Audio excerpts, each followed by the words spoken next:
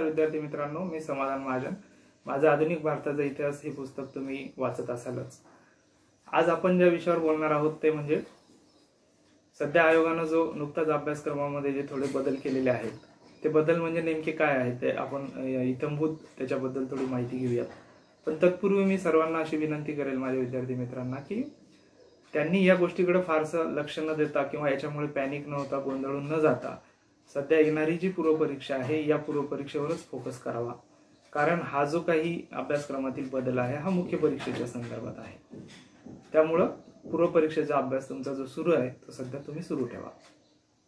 आता आपण बघूयात की या मुख्य परीक्षेमध्ये जे काही बदल केलेले आहेत. आता आपण इतिहास विषयाबद्दल बोलूया.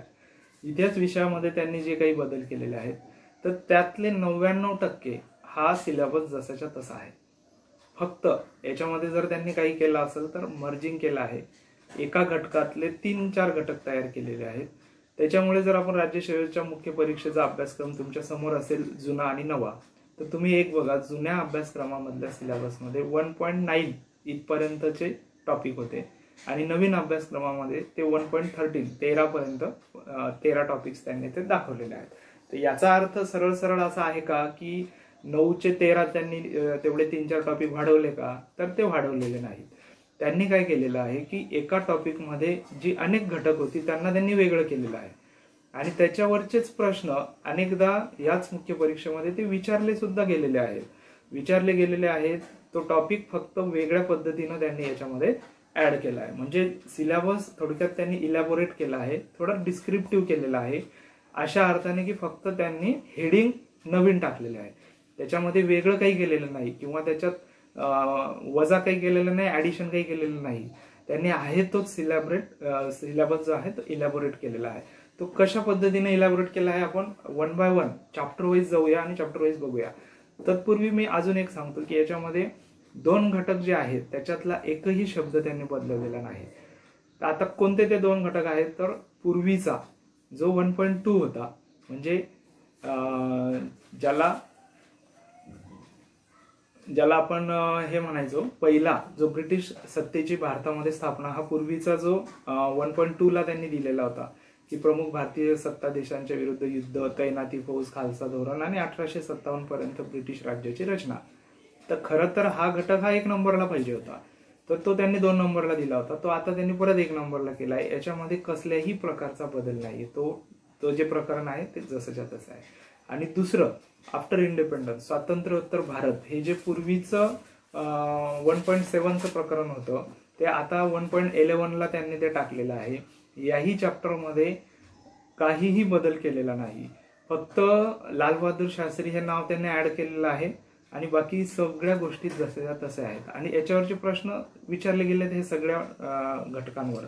आणि ही या सगळ्यात आधी आता या प्रत्येक प्रकरणामध्ये काय काय बदल त्यांनी केलेले आहेत आपण ते बघूयात, किंवा त्याचं मर्जिंग कसं केलं आहे किंवा त्यांचं डिस्ट्रीब्युशन कसं केलं आहे याची थोडक्यात आपण माहिती घेऊयात. पण तत्पूर्वी मी एक गोष्ट सांगेल की आपलं जे पुस्तक आहे आधुनिक भारताचा इतिहास महाराष्ट्राच्या विशेष संदर्भात, हे जे माझं पुस्तक आहे याच्यामध्ये या सिलेबस मधले जवळपास सर्व टॉपिक हे कव्हर होत आहेत. त्याच्यामुळे ज्या विद्यार्थ्यांनी आता ही नवीन एडिशन घेतली असेल त्यांनी तर बिलकुलच काही विचार न करता आहे ते पुस्तक या मुख्य परीक्षेला ते फॉलो करू शकतात. त्याच्यामध्ये हे सगळे घटक हे कव्हर होत आहेत आणि ते कसे होत आहेत ते पण आपण बघूयात. की आता 1.1 हा जो चॅप्टर आहे ब्रिटिश सत्तेची भारतात स्थापना, नवीन सिलेबस मधला, हा तुम्हाला मी म्हटलं की पूर्वीच्या 1.2 मध्ये होता आणि तो ऍज इट इज जसाच्या तसा 1.1 मध्ये घेतलेला आहे.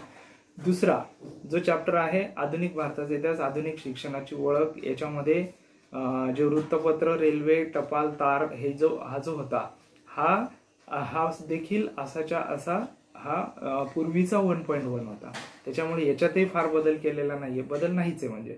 आणि जो प्रबोधन काळ हा पूर्वीचा एकच म्हणून जो होता 1.3 मध्ये सामाजिक आणि सांस्कृतिक बदल, हा जो पूर्वीचा चॅप्टर होता हा ऍज इट इज जसाच्या तसा घेतलेला आहे. फक्त 2 शब्द याच्यामध्ये नवीन ऍड केलेत त्यांनी, रामकृष्ण मिशन आणि थिओसॉफिकल सोसायटी.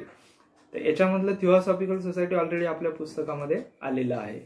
आणि जो आपण पूर्वीचं म्हणतो की सामाजिक आणि सांस्कृतिक बदल हे आधीच्या सिलेबसचं चॅप्टरचं नाव होतं, त्याला त्यांनी प्रबोधन काळ असं नाव केलेलं आहे. आणि त्याच्यामध्ये 2 मुद्दे वेगवेगळे टाकलेत. सामाजिक सांस्कृतिक बदलमध्ये त्यांनी सगळ्या इंग्रजी शिक्षण आणि ख्रिश्चन मिशनरींचे संबंध आणि अधिकृत सामाजिक सुधारणांचे उपाय वगैरे या गोष्टी ऍड केलेल्या आहेत. आणि 2 नंबरला त्यांनी शीख आणि मुस्लिम धर्मियातल्या सुधारणा चळवळी अशा वेगळ्या दाखवलेल्या आहेत. ऍक्च्युली त्या पूर्वीच्या सिलेबसमध्ये एकाच याच्यात एकत्रित होत्या, त्याच्यामुळे याच्यातही बदल नाही. आता चौथा जो बरीच ग्रुप्सला मेसेजेस वगैरे जो आले की यांनी हा नवीन ऍड केलाय, तर ऍक्च्युली तसं नवीन काही नाही त्याच्यामध्ये. त्यांनी फक्त त्याचं हेडिंग दिलंय वसाहत शासनकालीन भारतीय अर्थव्यवस्था, आणि याच्यामध्ये व्यापारिक टप्पा, संपत्तीचे वहन, दादाभाई नौरोजीचा सिद्धांत वगैरे, आधुनिक उद्योगाचा उदय आणि ब्रिटिश भारतीय भांडवलाचे आगमन, हे सगळे टॉपिक वर प्रश्न याच्या आधी विचारले गेलेले आहेत. आणि आपलं जे पुस्तक आहे त्या पुस्तकाच्या 1.1 जो ऑलरेडी आहे त्याच्यामध्ये हे सगळे मुद्दे तुम्हाला सापडतील. आणि त्यांनी त्याच्यामध्ये जे वेगवेगळे हेडिंग दिले त्या हेडिंग सहित सगळे मुद्दे आपल्या 1.1 या चॅप्टरमध्ये आत्ताच्या पुस्तकाच्या हे कव्हर होत आहेत. आणि त्याच्यामध्ये फक्त त्यांनी एक वेगळा मुद्दा केला की टिळक स्वराज्य फंड आणि गोपाळकृष्ण गोखले यांचे योगदान, एवढं एक वेगळं वर्डिंग सोडलं तर बाकी सगळेच्या सगळे घटक 1.4 चे हे या पुस्तकामध्ये आपले कव्हर होत आहेत.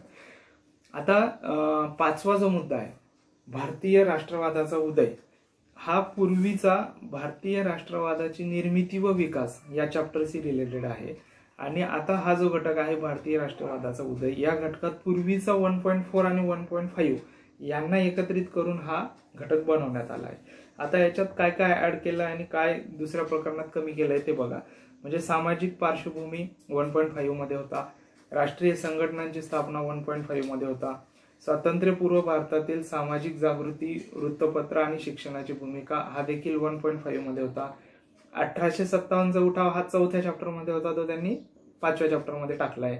भारतीय राष्ट्रीय काँग्रेसची स्थापना ही 2 ठिकाणी टाकलेली होती, ती परत एका चॅप्टरमध्ये त्यांनी घेतलेली आहे. मवाळ आणि जहालगट हे दोन्ही होते. बंगालची फाळणी आणि होमरूल चळवळ ही 2 शब्द फक्त नवीन आपल्याला दिसत आहेत, पण जी ऑलरेडी सिलेबसमध्ये पण पूर्वी विचारली गेलेली आहेत आणि त्याच्यावर आपण आपल्या पुस्तकामध्ये देखील ते टॉपिक वेगळे ऍड केलेले आहेत. त्याच्यामुळे फक्त ही नावं नव्हती ती आपल्याला दिसत आहेत. आणि एक वेगळा थोडक्यात थोडा बदल जो आहे तो महत्वाच्या व्यक्तींची भूमिका, असं पहिले 1.4 मध्ये नाव होतं, महत्वाच्या व्यक्तींची भूमिका. याच्यामध्ये त्यांनी काय केलंय की याच्यामध्ये व्यक्तींची नावं त्यांनी त्याच्यामध्ये ऍड केलेली आहेत. तर ती नावं ऑलरेडी आपल्या पुस्तकामध्ये समाज सुधारकांमध्ये, आर्थिक घटकांमध्ये ज्या व्यक्तींचं योगदान आहे, समजा दादाभाई नौरोजी याच्यामध्ये, किंवा महिलांमध्ये अॅनी बेजंट, ही सगळी कव्हर झालेली आहेत आपली. दादाभाई नौरोजी, लोकमान्य टिळक, महात्मा गांधी, पंडित नेहरू, अॅनी बेझंट ही सगळी कव्हर झालेली आहेत. उरलेली जी आहेत सुरेंद्रनाथ बॅनर्जी, फिरोजशाह मेहता, ए.ओ. ह्यूम आणि लाला लजपत राय, ही ओघाने त्यांच्या त्यांच्या कामाच्या ठिकाणी त्यांच्याबद्दल थोडक्यात माहिती ऑलरेडी येऊन गेलेली आहे. त्याच्यामुळं हे वेगळं काहीतरी केलं आहे असा प्रकार नसून त्याला फक्त त्यांनी स्पेसिफिकेशन केलेलं आहे की त्यांची नावं दिलेली आहेत. आता फक्त याच्यामध्ये थोडा अजून एक गोष्ट ऍड होते की त्यांनी एक शब्द ऍड केलाय की महत्वाच्या व्यक्तींची भूमिकेमध्ये ही सगळ्या व्यक्तींची नावं ऍड केल्यानंतर व इतर असं सांगितलंय.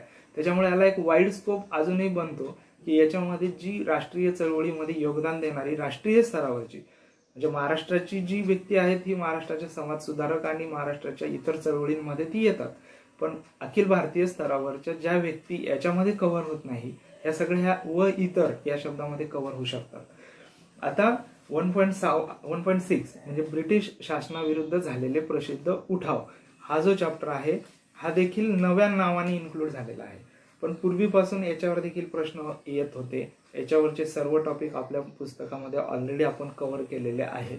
फक्त त्यांनी ते एकाच ठिकाणी 3 वेगवेगळ्या प्रकारे आपल्याला वेगळे करून दाखवलेले आहेत, ज्याच्यात शेतमजुरांचा उठाव, क्रांतिकारी चळवळ आणि साम्यवादी डावी चळवळ.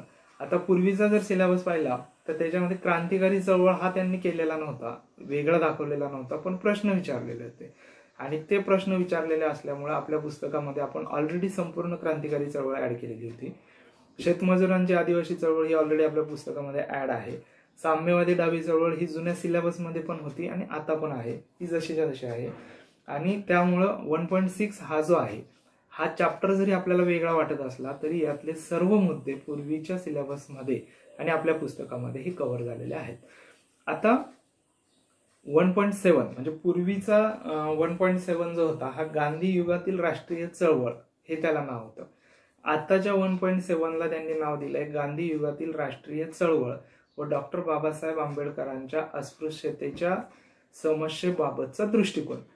आता याच्यामध्ये वेगळं काय केलंय त्यांनी की पूर्वी डॉक्टर बाबासाहेब आंबेडकरांच्या अस्पृश्यतेच्या समस्येबाबतचा जो दृष्टिकोन आहे हे सब हेडिंग होतं.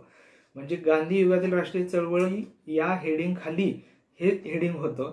आता त्याला त्यांनी मेन हेडिंग दिलेलं आहे. एवढंच केलंय. बाकी त्याच्यामधल्या इतर गोष्टींमध्ये काय बदल केलाय बघा. बाकी सगळे मुद्दे हे सेम आहेत. म्हणजे गांधीजींचे नेतृत्व, असहकार चळवळ, सविनय कायदेभंग चळवळ हे सगळं तसंच आहे. फक्त याच्यामध्ये त्यांनी सविनय कायदेभंग चळवळीनंतर फैजपूर येथील राष्ट्रीय सभेचे अधिवेशन 1936 एवढा शब्द ऍड केलेला आहे. आणि ऑलरेडी आपण अगदी कंबाईनच्या परीक्षेपासून तर राज्यसेवेच्या मेन्स पर्यंत सर्व मुलं तर त्या टॉपिकचा अभ्यास करतातच. त्याच्यामुळं ते वेगळं काही नाही. फक्त तेवढा एक वर्डिंग त्यांनी वापरलेला आहे की 1936चे जे ग्रामीण भागातली भारतीय राष्ट्रीय काँग्रेसचं जे अधिवेशन होतं तेवढं त्यांनी वर्डिंग वापरलेलं आहे. त्यानंतर पुढचे जे घटक आहेत म्हणजे डॉक्टर बाबासाहेब आंबेडकरांचा अस्पृश्यता समस्येबाबतचा दृष्टिकोन, गांधींचा अस्पृश्यतेबाबतचा दृष्टिकोन, याच्याबद्दल त्यांनी 3 वेळा हे रिपिटेशन केलंय याच्यामध्येच. त्याच्यामुळं हे फक्त रिपिटेशन आहे, याच्यात वेगळं काही नाहीये. म्हणजे वरचं हेडिंग, खालचं एक हेडिंग आणि परत त्यांचा दृष्टिकोन एवढं जर सोडलं तर बाकी वर्डिंग आणि त्याच्या अनुषंगाने येणारी माहिती ही सेमच राहणार आहे. त्याच्यामुळे तो बदल नाही. युनियनिस्ट पार्टी आणि कृषक प्रजा पार्टी आणि राष्ट्रीय चळवळीतील महिलांचा सहभाग आणि संस्थानातील जनतेच्या चळवळी ही सर्व मुद्दे जशीच्या तसे होते. आता यांनी याच्यामध्ये काय केलंय की 1.7 मध्ये पूर्वीच्या जो सत्यशोधक समाज होता तो म्हणजे चुकीनं ऍड झालेला प्रकार असेल. कारण वरती जो प्रबोधन चळवळी आहे याच्यामध्ये सत्यशोधक समाज येतोच.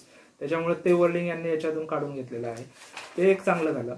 आणि दुसरं त्यांनी त्याच्यात काय केलंय की 1.7 मध्ये येणारे जे इतर मुद्दे होते ते सगळे मुद्दे खालचे 3 टॉपिक बनवून तयार केलं. थोडक्यात कसे केले ते सांगतो. 1.7 पर्यंत बऱ्यापैकी सिलेबस सेम येतो. आता 1.8 हा त्यांनी एक नवीन प्रकरण ऍड केलंय. ते कोणतं केलंय की घटनात्मक विकास. आता घटनात्मक विकास हा ऑलरेडी आपण रेग्युलेटिंग ऍक्ट पासून माझ्या पुस्तकामध्ये मी तो ऍड केलेला आहे 1935च्या कायद्यापर्यंत. आणि आपल्याला मुख्य सिलेबसमध्ये त्यांनी नवीन सिलेबसमध्ये दाखवलाय भारतीय परिषद कायदा 1861 पासून. त्याच्यामुळे तर ऑलरेडी याच्यावर प्रश्न पण विचारले जायचे. हे सिलेबसमध्ये पण होतं, आपल्या पुस्तकात पण होतं. फक्त याला त्यांनी वेगळा स्वरूप दिलंय आणि वेगळं प्रकरण तयार केलंय. त्याच्यामुळे हे एक प्रकरणाची संख्या वाढली. दुसरं एक प्रकरण त्यांनी वाढवलंय सांप्रदायिकतेचा विकास. म्हणजे याच्यामध्ये मुस्लिम लीग आणि हिंदू महासभा हे ऑलरेडी पूर्वीच्या 1.7 मध्ये कव्हर झालेलं होतं. आणि पूर्वीच्या 1.7 मध्ये कव्हर झालेला असल्यामुळे हा काही वेगळा चॅप्टर आहे आणि नवीन एडिशन आहे असं काहीच प्रकार नाही. हा फक्त 1.7 मधून वेगळा मुद्दा करून त्याला स्पेसिफिकेशन केलेलं आहे. त्याच्यामुळे हे ऑलरेडी आपल्या बुकमध्ये ऍड आहे. याला काही वेगळा अभ्यास करायची गरज नाही. हे सगळं जसेच्या तसे मुद्दे त्यांनी 1.9 या चॅप्टरमध्ये घेतलाय. तसंच 1.7चा जो पुढचा मुद्दा आहे म्हणजे या ठिकाणी ते थांबतात सविनय कायदेभंग चळवळ आणि जास्तीत जास्त 1936 आणि वैयक्तिक सत्याग्रहापर्यंत ते थांबतात. पण त्याच्या पुढचं म्हणजे ऑगस्ट घोषणेपासूनचा जो सिलेबस पूर्वीच्या 1.7 मध्ये कव्हर होता त्याच्यासाठी त्यांनी 1.10 हे नवीन चॅप्टर ऍड केलेलं आहे. आणि त्याच्यामध्ये 1940 पासूनच्या ज्या स्वातंत्र्य चळवळीसाठीच्या ज्या काही घडामोडी झाल्या फास्ट 7 वर्षामधल्या, ह्या 7 वर्षातल्या घडामोडी आणि त्याच्या संदर्भातले माउंटबॅटन क्रिप्स योजना, भारतीय स्वातंत्र्याचा कायदा हे सगळे एका चॅप्टरमध्ये त्यांनी ऍड केलेले आहेत.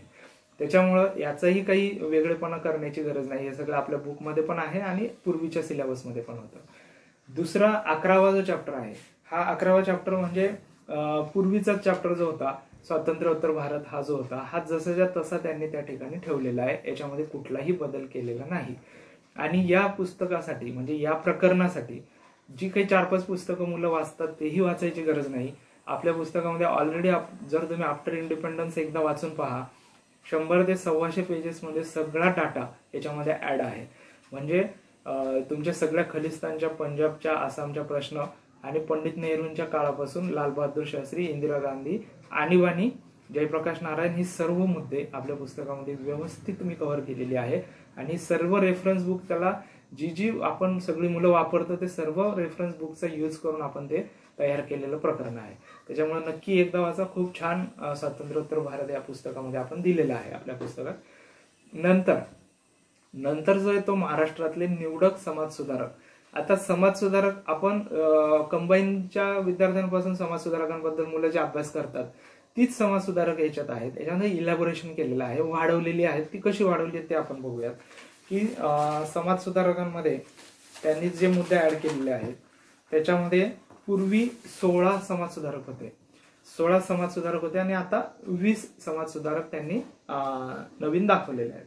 तर आपल्या याच्यामध्ये आपल्या पुस्तकामध्ये ऑलरेडी ही 16 समाज सुधारक आणि प्लस 35 समाज सुधारक असे 51 समाज सुधारक ऑलरेडी ऍड आहेत.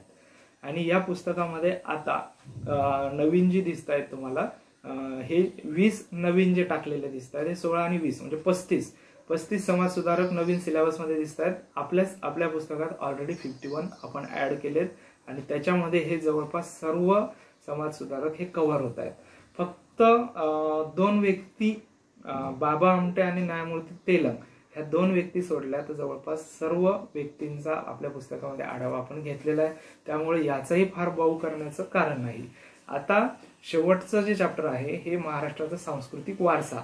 हा महाराष्ट्राचा सांस्कृतिक वारसामध्ये प्रायोगिक कला, नृत्य, नाटक, चित्रपट, संगीत या शब्दांपासून प्रायोगिक कलेपासून तर ग्रामीण वाङ्मय शेवटचा शब्द एकही शब्दामध्ये बदल नाही. फक्त सुरुवातीला त्यांनी जे वर्डिंग दिलेले आहे कानेरी, एलिफंटा, अजंठा, वेरूळ, लोणार सरोवर आणि महाराष्ट्रातले किल्ले. ऑलरेडी महाराष्ट्रातले किल्ले, अजंठा, वेरूळ, एलिफंटा वगैरे हे सगळं आपल्या पुस्तकामध्ये पण आहे. याच्यावर प्रश्न पण विचारला गेलेला आहे. आयोगानं त्याच्यावर मुख्य परीक्षेत प्रश्नही विचारला गेला. याला फक्त त्यांनी इलॅबोरेट केलेला आहे. त्याच्यामुळे याच्यातही फार काही वेगळं करण्याची गरज नाही. त्याच्यामुळं जर आता 1.1 to 1.13 नवीन सिलेबसचा आपण जर पाहिला तर तुमच्या आता लक्षात आलं असेल की त्यांनी फक्त खालीवर केलेलं आहे. दुसरं एक काम केलंय की एका चॅप्टर म्हणजे त्यातल्या त्यात 1.7 चॅप्टर पासून त्यांनी पुढचे 3 नवीन चॅप्टर तयार केलेत आणि 1.6 चॅप्टर हा इलॅबोरेट करून एकत्रित तयार केलेला आहे. आणि हे सगळं केल्यामुळं काय झालंय की जो चॅप्टरची संख्या वाढताना आपल्याला दिसते पण बाकी सिलेबसमध्ये कुठलाही बदल हा झालेला नाहीये. त्याच्यामुळे ऍज इट इज हिस्ट्रीबद्दल फार विचार न करता तुमचा जो अभ्यास सुरू आहे तो तुम्ही सुरू ठेवा अशी मी तुम्हाला विनंती करेल. आता जे पुस्तक तुमच्या हातामध्ये आहे हे पुस्तक तुम्हाला 100% उपयोगात येणार आहे. त्यामुळे वेगळं परत सोर्सेस शोधण्याच्या भानगडीत पडण्यात काहीही उपयोग नाही. आता जर आपल्याला करायचंच असेल तर ह्या सिलेबसच्याच फक्त खालीवर चॅप्टरचा बदल करून आपण त्याच्यामध्ये नवीन करू शकतो आणि तेवढं आपण ते नंतर करणारच आहोत. आणि ते मुख्य परीक्षेच्या आसपास तुमच्या हातात ते पुस्तक पण येईल. पण त्यामुळं हे पुस्तक आहे आणि याचा वापर होणार नाही आणि आम्ही नवीन काहीतरी बघू का तर हा विचार करण्याची गरज नाही. तुम्हाला हे पुस्तक परमनंटली जसंच्या तसं कामाला येईल आणि नवीन जरी स्ट्रक्चरच्या याच्यानुसार आपण आणलं तरी तुम्हाला हे जुनं पुस्तक पूर्णपणे वापरता येईल. त्याच्यामुळं त्याचा फार विचार करण्याची गरज नाही. ही जी कंबाईनची मुलं अभ्यास करतायत, फॉरेस्टची किंवा इंजिनिअरिंगची मुलं ज्या माझं पुस्तक वापरतायत, जे मला कॉन्टॅक्ट करत राहतात, या मुलांनी तर या गोष्टीचा कुठल्याही प्रकारे विचार करण्याची गरज नाही. त्यामुळे मित्रांनो आता ह्या ज्या बदललेल्या सिलेबसमध्ये ज्या काही सर्व गोष्टी आहेत त्या मी तुम्हाला सांगितल्या आहेत. त्याच्यामुळं तुम्ही फक्त आता येणाऱ्या पूर्व परीक्षेवर कॉन्सन्ट्रेट करून त्याचा चांगला व्यवस्थित पद्धतीने अभ्यास करा. आणि अजून याच्यावर आपल्याला जर काही वाटलं तर याच्यावर तुमचे जे काही प्रश्न असतील ते मला खाली कमेंटमध्ये तुम्ही विचारू शकता. याच्यामध्ये तुमचे काही असतील तर आणि आपण याच्यावर अजूनही नवीन विषयावर आणि नवीन टॉपिकवर मी तुमच्याशी सतत संपर्कात राहणार आहे. धन्यवाद.